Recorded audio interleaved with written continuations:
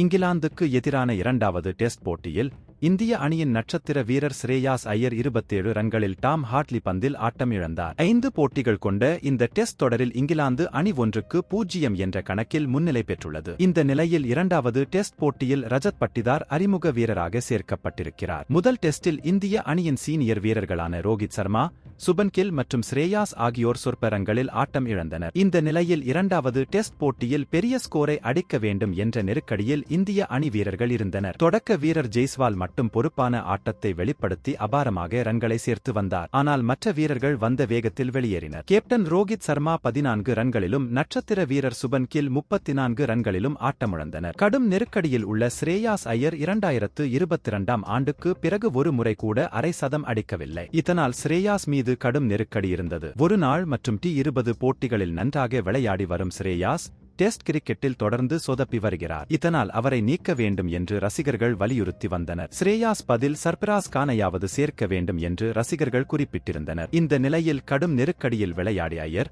59 பந்துகளை எதிர்கொண்டு வெறும் 3 பவுண்டரிகள் மட்டுமே எடுத்து 27 ரன்கள் சேர்த்தார். மேலும் டாம் ஹாட்லியின் பந்தை எதிர்கொள்ள முடியாமல் ஆட்டம் இழந்தார். இதனால் முக்கிய கட்டத்தில் ஸ்ரேயாஸ் 27 ரன்களில் வெளியேறியிருக்கிறார். அறிமுக வீரராக களமிறங்க ரஜத் பட்டிதார் அவரைவிட அதிகமாக ரன்கள் சேர்த்து இருந்தார். ஸ்ரேயாஸ் போன்ற சீனியர் வீரர்கள் நடுவரிசையில் தொடர்ந்து சொதப்பி வருவதால் தான் இந்திய அணி பேட்டிங்கில் பெரிய அளவில் ரன்கள் சேர்க்க முடியாமல் இருக்கிறது. இது குறித்து உங்கள் கருத்துக்களை பதிவு செய்யுங்கள். நன்றி, வணக்கம்.